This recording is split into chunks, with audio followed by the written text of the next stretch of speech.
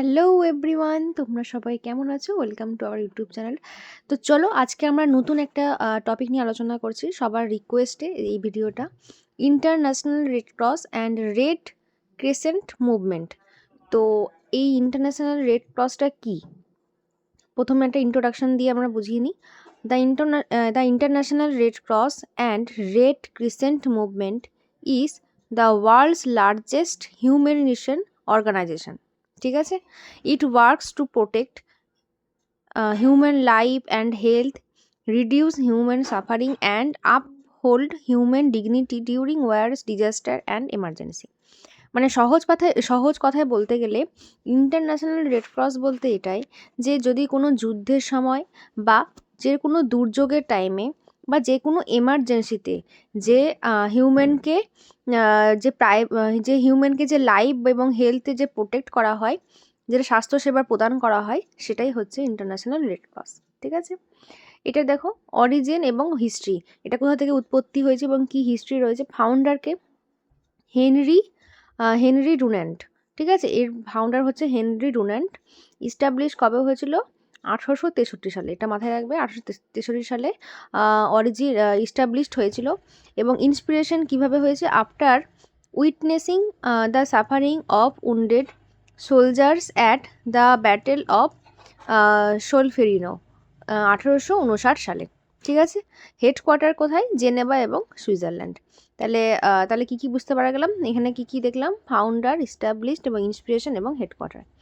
দেখো main component, এর কী মেন কম্পোনেন্ট রয়েছে? The movement has 3 main component. তাহলে এর 3টে কম্পোনেন্ট রয়েছে মেন। কী? ফার্স্ট হচ্ছে দেখো the international committee of red cross. তাহলে কী আছে? ইন্টারন্যাশনাল কমিটি অফ রেড ক্রসের মধ্যে কী পড়ছে? Works mainly in armed conflict. প্রথমে কি করবে? প্রথমে যে আর্মড কনফ্লিক্ট রয়েছে সেগুলোকে কিন্তু মেনলি ওয়ার্ক করছে। প্রোটেক্টস প্রিজনার্স অফ ওয়ার এবং সিভিলিয়ানস, মানে যেগুলোতে যুদ্ধ হচ্ছে সেগুলো জায়গা থেকে প্রোটেক্ট যাতে করতে পারে, সেই ক্ষেত্রে কিন্তু এটা রেড ক্রসের কিন্তু কম্পোনেন্টের মধ্যে পড়ছে। Ensures implementation of Geneva conventions. ঠিক আছে? দেখো সেকেন্ডের মধ্যে কি পড়ছে? International federation of red cross and red crescent societies. এর মধ্যে কি পড়ছে? Coordination international disaster relief, supports development and health programme, assist national societies during natural disaster. মানে যদি কোনো যুদ্ধের সময়, যদি কোনো দুর্যোগের সময় যা সোসাইটিসের মধ্যে যদি কোনো প্রবলেম হয়, সেক্ষেত্রে স্বাস্থ্য সেবা প্রদান করা। ন্যাশনাল রেড ক্রস এবং রেড ক্রিসেন্ট সোসাইটিসের মধ্যে কি পড়ছে? Work with in individual country. ঠিক আছে? ইন্ডিভিজুয়ালি কান্ট্রির মধ্যে ওয়ার্কিং করা হচ্ছে এবং প্রোভাইড ডিজাস্টার রিলিফ, দুর্যোগ যাতে না হয় সেই জন্য রিলিফ করা, এবং health service, blood donation and social welfare. এক্সাম্পলের মধ্যে কি বলছে? International red society. আচ্ছা, এবার দেখো fundamental principles of international red cross. তাহলে কি প্রিন্সিপালের মধ্যে কি পড়ছে? ইন্টারন্যাশনাল রেড ক্রসের মধ্যে হিউম্যানিটি। একটু তোমাদের সাউন্ডের হয়তো প্রবলেম হতে পারে, প্লিজ এটাকে একটু ম্যানেজ করে নিও। আচ্ছা দেখো, বা হিউম্যানিটির মধ্যে কি পড়ছে? The red cross works to prevent and relieve human suffering and protect health and protect life and health and respect human dignity. তাহলে কি মানসিকতা, হিউম্যানিটিটাকে যাতে প্রিভেন্ট করতে পারা যায়, যাতে রিলিফ পায় যে কোনো দুর্যোগের কাছ থেকে, সেক্ষেত্রে এটাকে প্রোটেক্ট করতে হয়েছে। এবং ইম্প্যাটিলিটিটা কি? Help is given without discrimination of nationalities, race, religion, politician opinion. Priority is given of those most is needed. এটার মানে এটাই যে জাতি ধর্ম নির্বিশেষে সকল প্রজাতি যাতে সমানভাবে, কোনো এরকম নয় যে যার টাকা বেশি সে আগে সে আগে প্রায়োরিটি পাবে, এরকম যাতে না হয়। যার বেশি দরকার সে যাতে আগে এই ফেসিলিটিটা পায়, সেই হিসেবেই কিন্তু এর ফান্ডামেন্টাল প্রিন্সিপালের মধ্যে পড়ছে। এবার কি দেখো? Neutrality. The red cross does not take side in conflict or political, racial, religion controversies. ঠিক আছে? দ্য রেড ক্রস কী বলছে? যে কোনো কনফ্লিক্ট মানে দ্বন্দ্বের মধ্যে পড়ে না, বা পলিটিক্যালি কোনো কিছুতেই পড়ে না। আর হচ্ছে কি, যে কোনো ধর্ম দিক থেকে কিন্তু কোনো সাইড নেয় না। ঠিক আছে? Red cross. এবার দেখো ইন্ডিপেন্ডেন্স, এটা ইন্ডিপেন্ডেন্স কি, the organisation remains independent from government so that it can act according to his humanity principle. ঠিক আছে। Voluntary service, voluntary red cross works in voluntary and not motivates by profit.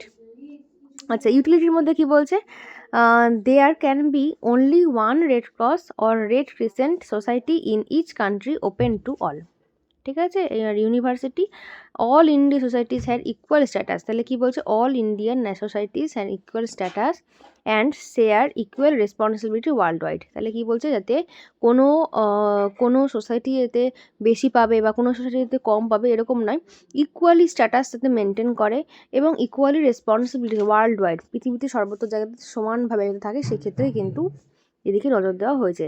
দেখো major অ্যাক্টিভিটির মধ্যে কী পড়ছে, disaster management এবং emergency relief. তাহলে কী বলছে, দুর্যোগ থেকে ম্যানেজমেন্ট করা এবং এমার্জেন্সি যাতে না হয় সেক্ষেত্রে রিলিফ হয়, এমার্জেন্সি থেকে রিলিফ পাওয়া। মেডিকেল এইড এবং ফার্স্ট এড ট্রেনিং।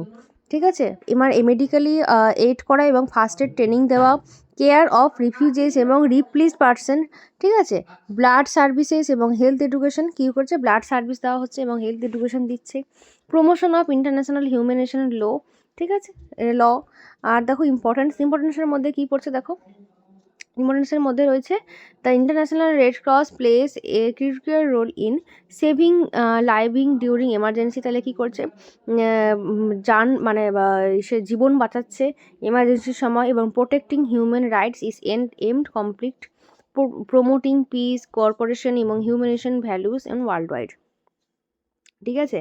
তাহলে চলো এই কটাই পয়েন্ট, আশা করছি এই কটার পয়েন্ট যদি তোমার যদি এক্সামে লিখে আসো, এটা বেশি 5 মার্কসেরই আসে যতটা আমি দেখেছি, শর্ট নোট হিসাবেই আসে, জিএনএম থার্ড ইয়ার বলো বা বিএসসি থার্ড ইয়ার বা ফোর্থ ইয়ার। তো তাহলে প্রথমে আমরা কি আলোচনা করলাম, ইন্ট্রোডাকশন, দেন হচ্ছে অরিজিন বা হিস্ট্রি আলোচনা করেছি, এবং মেজর কম্পোনেন্টসের মধ্যে কী কী রয়েছে, 3টে মেজর কম্পোনেন্টস, সেটা মনে রাখবে, এবং এই যে ফুল ফর্ম ICRC এইসব জিনিসগুলো একটু দেখে রাখবে, বা IFRC। ঠিক আছে, এইসব জিনিস একটু দেখে রাখবে। এবং ফান্ডামেন্টাল প্রিন্সিপালের মধ্যে তোমরা একটু তোমরা যদি নিজের ভাষায় লিখতে পারো তাহলে সেটাকেও, বা এটাকে যদি এক্সটেন্ড করতে পারো সেটাও করতে পারো। ঠিক আছে। এবং দেখো মেজর অ্যাক্টিভিটিসের মধ্যে কী কী রয়েছে, মেডিকেল এইডস, যাতে সবাই যাতে সমানভাবে যাতে স্বাস্থ্যসেবা যেতে পায় সেদিক থেকেই অ্যাকচুয়ালি নজর দেওয়া, এবং ইম্পর্টেন্স কী কী রয়েছে, যাতে ওয়ার্ল্ড ওয়াইড সব কিছু ঠিকঠাক মতন থাকে এবং হিউম্যানিটেশন ভ্যালু যাতে সেমভাবে পাওয়া যায়, সেই হিসাবেই কিন্তু এটা Indian red cross society manage করা হচ্ছে। তো চলো আজকে এতটাই থাকলো, এরপরে তোমাদের কোন টপিক নিয়ে আলোচনা করব সেটা তোমরা কমেন্ট বক্সে কমেন্ট করে দিও। আজকে এতটাই থাকলো, টাটা, বাই বাই।